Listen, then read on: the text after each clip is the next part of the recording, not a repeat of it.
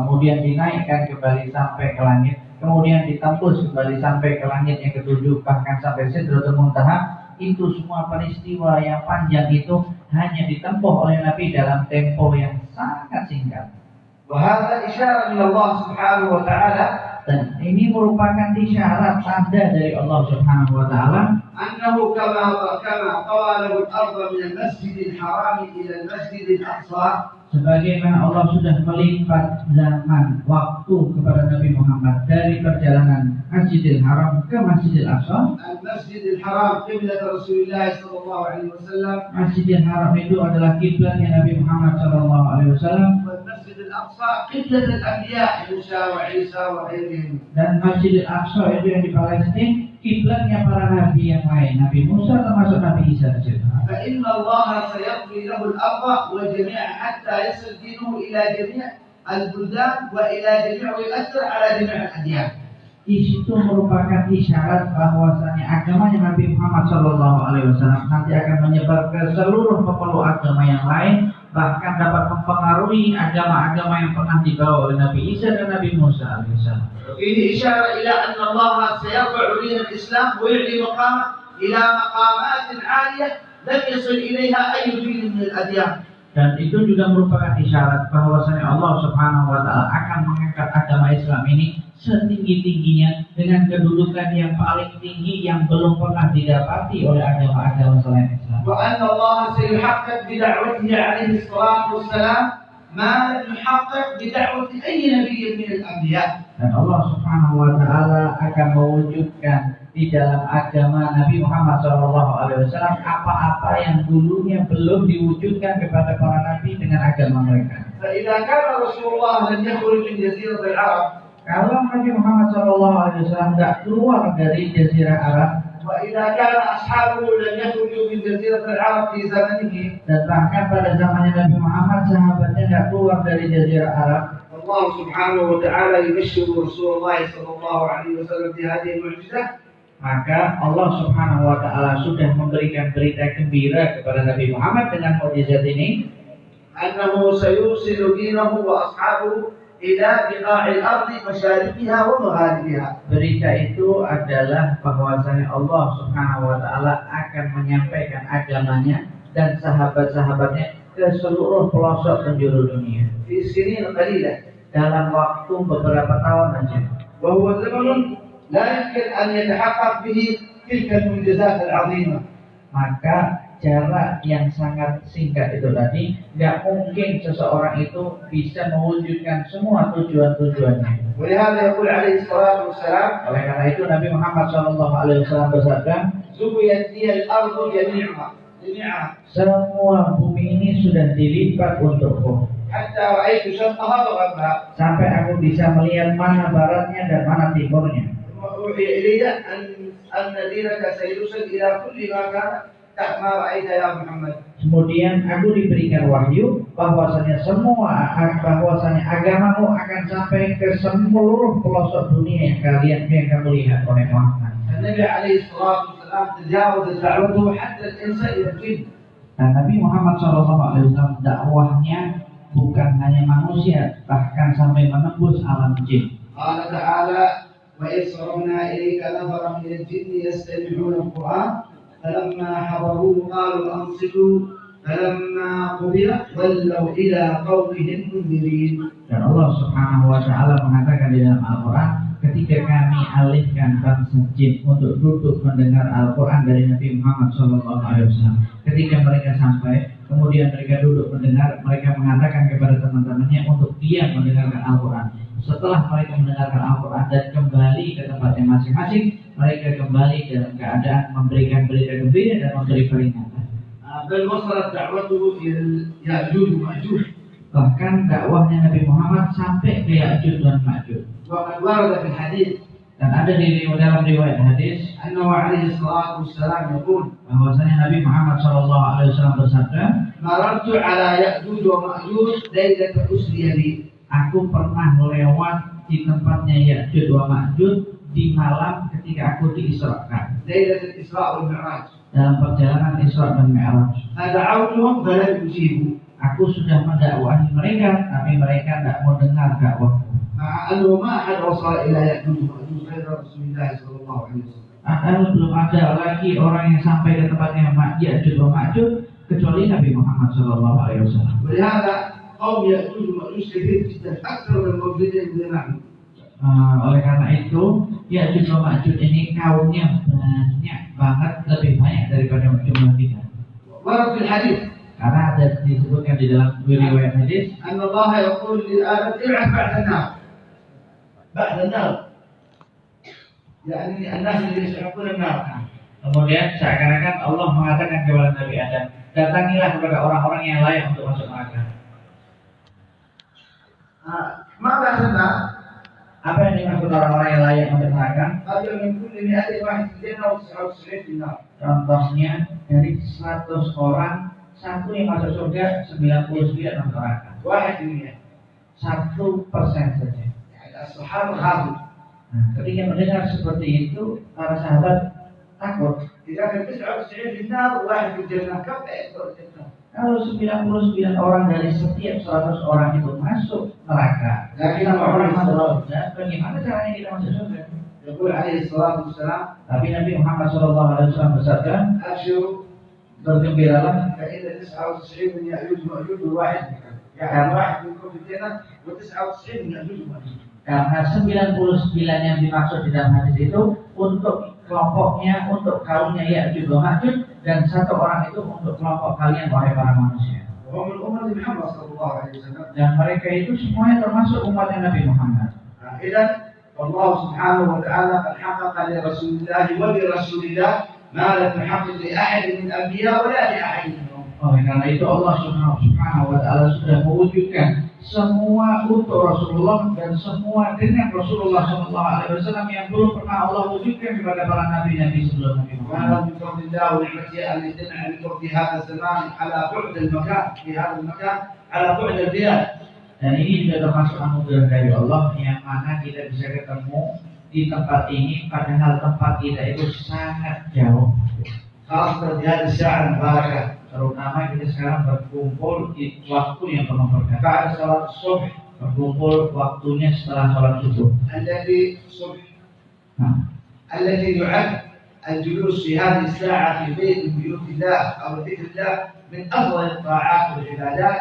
yang mana duduk setelah sholat subuh itu dianggap sebagai kita beribadah, berzikir kepada Allah Subhanahu wa Ta'ala. التي تظهر نور العلم في قلوب الطلاب ووجوههم. Yang mana duduk seperti ini yang akan mengeluarkan cahaya-cahaya dari hati-hatinya para santri. وقد قال عليه الصلاة والسلام Nabi Muhammad SAW bersabda,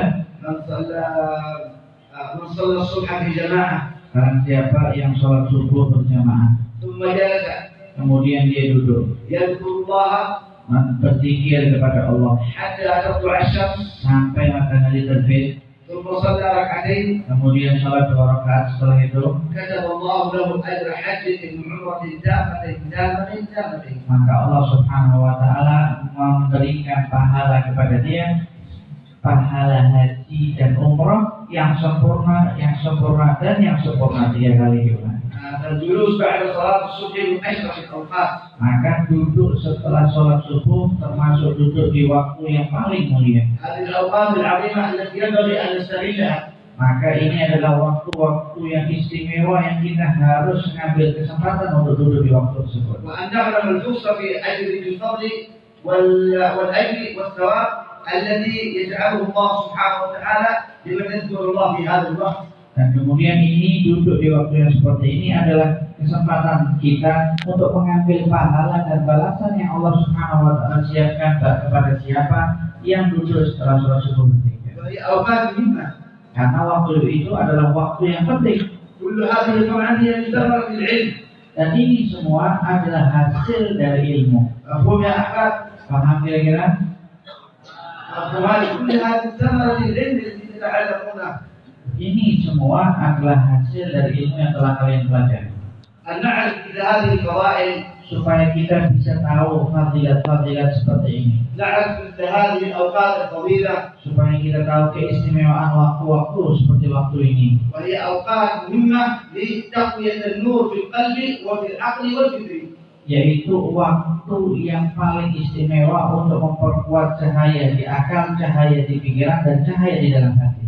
ما بعد صلاة الصبح Yaitu setelah sholat subuh إلى أن تطلع الشمس، sampai matahari terbit, وبعد صلاة العصر dan setelah sholat asar إلى أن تغرب الشمس، sampai terbenam matahari, وبين المغرب والعشاء. dan di antara maghrib dan isya.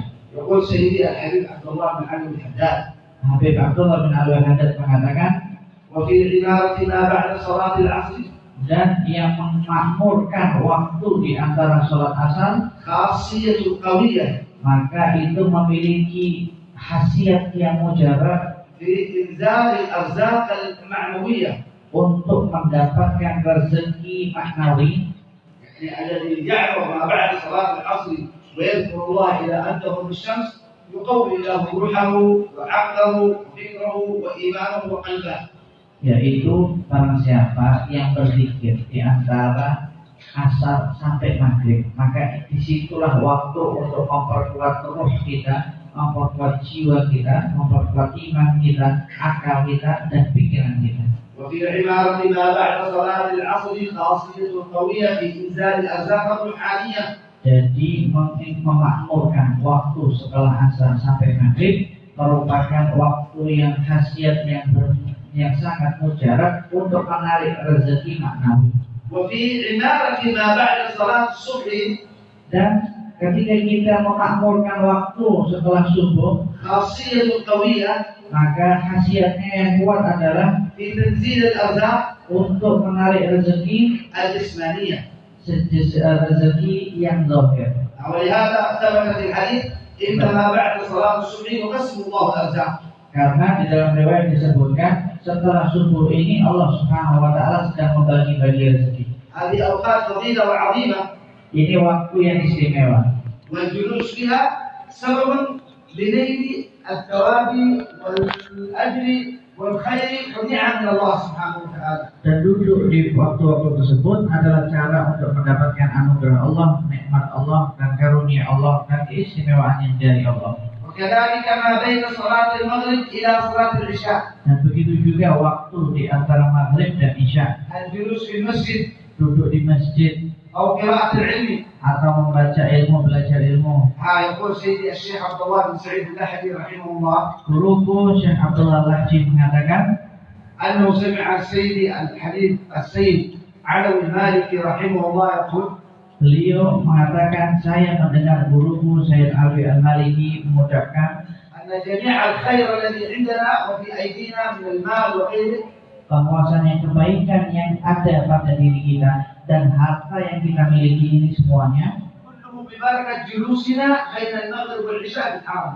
itu semua berkat duduknya kita di antara maghrib dan isya di Masjidil Haram. هذه فضائل الأوقات المباركة. Karena ini adalah keistimewaan waktu yang penuh berkah. ونحن الآن نجتمع في بعض هذه الأوقات بعد صلاة الصبح. Nah, sekarang kita sedang berkumpul di antara waktu-waktu yang penuh berkah, yaitu waktu setelah sholat subuh. الذي كان هذا الاجتماع ثمرة من ثمرات جهود رسول الله صلى الله عليه وسلم. Yang mana hasil ini, fadilat waktu ini adalah hasil dari usaha Nabi Muhammad SAW. فإنه هو عليه الصلاة والسلام الذي أسس مثل هذه المجالس مثل هذه المدارس. Karena Nabi Muhammad SAW lah yang mengasaskan majlis-majlis dan perkumpulan seperti ini. حتى استطاع هؤلاء الطلبة واستطعنا أن نطلب العلم. Sampai semua para santri dan kita semua bisa mencari ilmu. العلم الذي جاء به النبي عليه الصلاة والسلام. Ilmu yang dibawa oleh Nabi Muhammad SAW. طلبة العلم الذين أمر النبي صلى الله عليه وسلم بأن يستوصي فيهم خيرا. Para santri yang mana Nabi Muhammad SAW mewasiatkan kepada kita untuk berperilaku baik kepada mereka. كما قال عليه الصلاة والسلام إذا جاءكم طالب العلم فاستوصوا بهم خيرا. Sebagaimana Nabi Muhammad SAW mengatakan, kalau ada santri yang datang kepada kalian, maka berperilaku baiklah kepada mereka. وهذه من أعظم نعم الله علينا أيها الأحباب. maka ini termasuk salah satu dari nikmat-nikmat mulia yang diberikan kepada kami semuanya, wahai para kekasih. أن الله سبحانه وتعالى جعلكم من طلاب العلم Yaitu Allah Subhanahu wa taala menjadikan kalian ini sebagai santri. وجعلكم ممن يتبع أمر الله سبحانه وتعالى. Dan Allah menjadikan kalian termasuk orang-orang yang taat kepada Allah. يقول سبحانه وتعالى وقل رب زدني علما. Allah Subhanahu wa taala mengajarkan kepada Nabi Muhammad, katakanlah, ya Allah tambahkan ilmu kepadaku. ويقول قل هل يستوي الذين يعلمون والذين لا يعلمون. Kemudian Allah katakan kepada Nabi Muhammad, katakan kepada mereka, apakah sama antara orang yang berilmu dengan orang yang tidak punya ilmu? فقال يرفع الله الذين آمنوا منكم والذين أوتوا العلم درجات. Dan Allah juga mengatakan Allah itu mengangkat derajat orang-orang yang beriman dan derajat orang-orang yang berilmu. وما من طالب علم يسلك طريق العلم إلا ويفتح الله عليه. Maka tidak mungkin ada santri yang mencari ilmu melainkan Allah Subhanahu wa taala akan memberikan futuh kepadanya. وما من طالب علم يتعلم العلم إلا ويفرح به النبي صلى الله عليه وسلم. Dan tidak ada seorang santri yang belajar melainkan Nabi Muhammad sallallahu alaihi wasallam pasti akan bergembira kepadanya. وأظن كلكم يريد أن يفرح قلب رسول الله صلى الله عليه وسلم. Dan saya rasa kalian semua pasti ingin menggembirakan Nabi Muhammad sallallahu alaihi wasallam. يا أحباب تفهمون؟ Paham apa enggak? كلكم الذي في الأمام والذي في الخلف. Yang di depan paham, yang di belakang paham. إذا هل تحبون رسول الله صلى الله عليه وسلم؟ Oke, kalau gitu kalian cinta Nabi Muhammad apa enggak? هل تريدون أن يفرح بكم رسول الله صلى الله عليه وسلم؟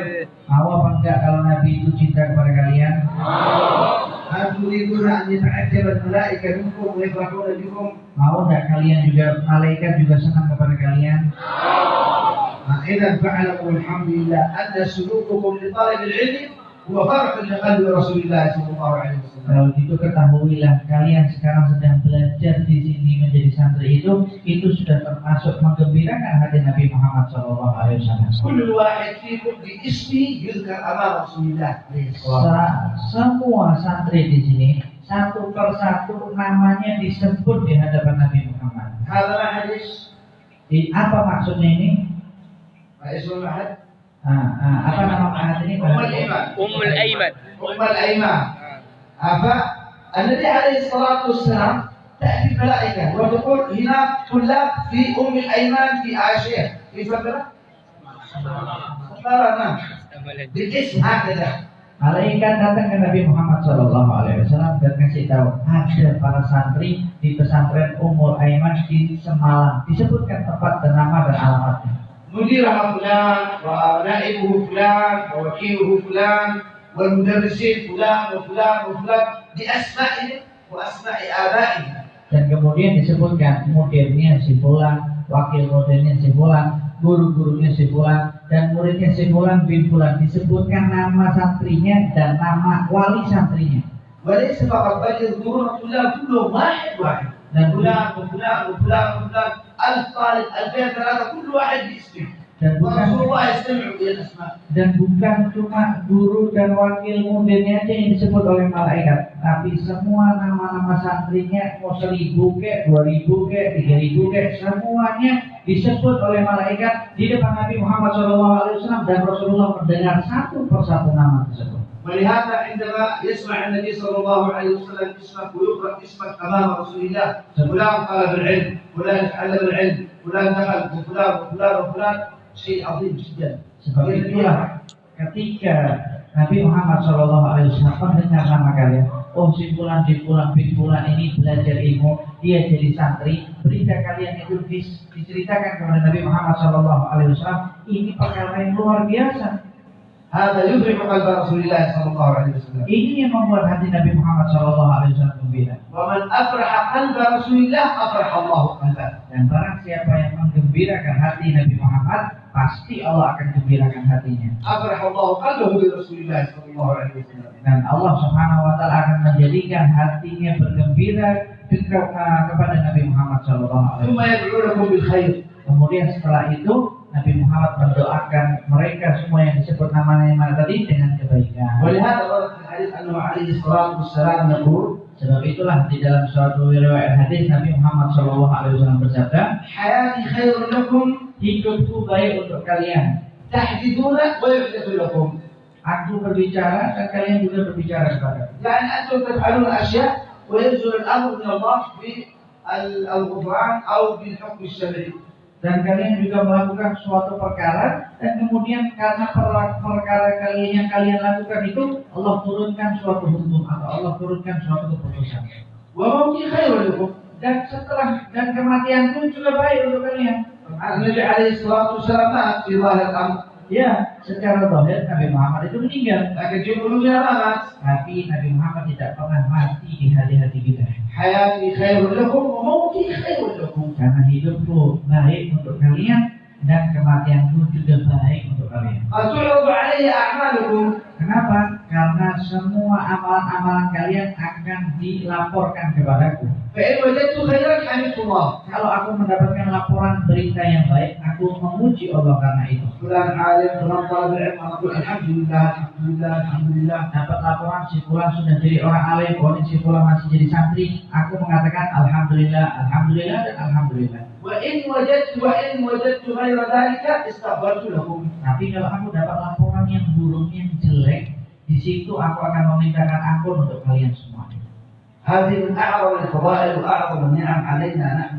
Coba ingat, ini adalah nikmat dan anugerah yang paling besar bagi kita semua. خاصة إذا سلكنا طريق العلم يا أحباب يا أولاد يا إخوان. Terlebih lagi kalau kita ini menempuh jalan mencari ilmu, wahai para saudaraku, wahai para kekasihku, wahai para anak-anakku semuanya. هذا الطريق Jalan ini الذي لا يوفق الله من يسلكه إلا من أحبه الله. tidak mungkin Allah memberikan taufik untuk menempuh di jalan ini kecuali orang-orang yang dicintai oleh Allah.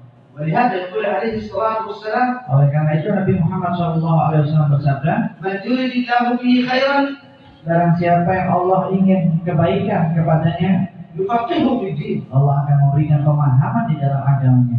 وإذا أراد الله سبحانه وتعالى لعبد خيرا Dan kalau Allah Subhanahu wa taala ingin menghendaki kebaikan kepada hambanya, وفقه لطلب العلم وأداء الفريضة التي لا يؤديها غير طالب العلم. maka Allah Subhanahu wa taala akan memberikan dia taufik untuk menjadi santri dan menunaikan kewajiban yang mana tidak mungkin ada orang-orang yang mampu menunaikannya kecuali hanya para santri dan mencari ilmu. طلب العلم فريضة على كل مسلم ومسلمة. Karena mencari ilmu itu wajib bagi setiap orang muslim. ومن سلك طريقا يلتمس فيه علما سهل الله به طريقا إلى الجنة. Dan barang siapa yang menempuh jalan untuk mencari ilmu, maka Allah Subhanahu wa taala akan memberikan kemudahan bagi dia untuk jalan menuju surga. أنتم طلاب علم Kalian semua santri atau bukan? تحبون طلب العلم. Cinta mencari ilmu apa enggak? إذا هذه نعمة من الله. Nah, kalau kayak gitu ini namanya nikmat dari Allah. لماذا جعلك الله طالب علم؟ Kenapa Allah jadikan kalian santri? هل جميع الأولاد طلاب علم؟ Apakah semua orang ini santri? ليس كذلك. Enggak semuanya jadi santri. لكن الله اختارك أنت فلان فلان فلان. لماذا؟ Tapi kenapa Allah pilih kalian si fulan dan si fulan di sebulan? Kenapa? لأنه يريد أن يعطيك ويريد أن يجعلك عالما. Karena Allah ingin memberi kalian dan Allah ingin menjadikan kalian ini ulama. ولأنه أحبك. Dan begitu juga karena Allah ini cinta kepada kalian. إذا كنت لست أهلا للعلم لن يجعلك الله تطلب العلم. Kalau kalian itu nggak layak mendapatkan ilmu, maka nggak mungkin Allah jadikan kalian itu sebagai seorang santri. العلم هذا إخوان مثل الوليمة. Karena mencari ilmu ini sama seperti undangan. يقول الوليمة طعام مكان. Kalian tahu makanan, undangan makan. أنا عندما أعمل عزومة كبيرة Aku ketika contohnya mereka membuat undangan makan, وأدعوك فلان تعال حياك الله تعال تغدى عندي فلان وفلان أعد الناس معدودين. dan kemudian aku undang beberapa orang untuk ayo datang ke acara makanku, hari ini aku undang kalian makan. ليش أعزمهم؟ Kenapa aku undang mereka? Kenapa? Kenapa? علشان Supaya makan. لماذا أعزمهم؟ علشان يأكلوا. Kenapa aku undang mereka? Supaya mereka makan. يعني هل معقول أنا أعزمهم ولا أخليهم يأكلوا؟ Apakah masuk di akal? Aku mengundang mereka untuk acara makan, tiba-tiba udah sampai datang, aku melarang dia makan. هل يمكن أن تعزم الإنسان في بيتك بحيث تقول له خلاص ما في أكل؟ Mungkin nggak kalian tiba-tiba mengundang orang-orang untuk makan di rumah, waktu mereka sampai di rumah tiba-tiba bilang, oh nggak boleh makan. Ya. هذا غير معقول. Nah, ini tidak masuk di akal. إذا الله ما دعاك لطلب العلم إلا وهو يريدك أن تأخذ العلم. Begitu juga Allah, ketika Allah mengundang kalian menjadi santri, maka di situ Allah pasti akan memberi. مفهوم يا أحباب؟ Paham kira-kira? ما دعاك لطلب العلم إلا وهو يريد أن يجعلك من العلماء. Jadi Allah Subhanahu wa taala tidak mungkin mengundang kalian menjadi seorang santri, melainkan Allah pasti akan menjadikan kalian sebagai ulama. لا تفكر في نفسك وترى على أنك ربما لن تصير عالم. Jadi jangan pernah ada di pikiran kalian, oh aku nggak mungkin jadi ulama. أو أنك ما تصير من الأئمة الكبار. Atau mungkin kalian berpikiran nggak mungkin aku jadi imam besar. بل فضل الله سبحانه وتعالى عظيم. Tapi ketahuilah anugerah dari Allah itu sangat luas. أنت اليوم صغير. Sekarang kalian masih kecil. ربما ترى نفسك أنك غير معقول أنك تكون عالم كبير. Waktu kalian masih kecil, kalian mungkin merasa kayaknya nggak mungkin deh aku jadi orang alim besar. لكن الحكم ليس للوقت الآن. Tapi keputusan itu bukan sekarang ketika kalian menjadi santri. لو كان كل واحد سيحكم على نفسه بهذا الوقت الآن. Kalau kalian semua ini setiap orang menghukumi diri sendirinya dalam waktu yang sekarang, ما أحد سيتعلم. maka gak ada lagi yang mau belajar.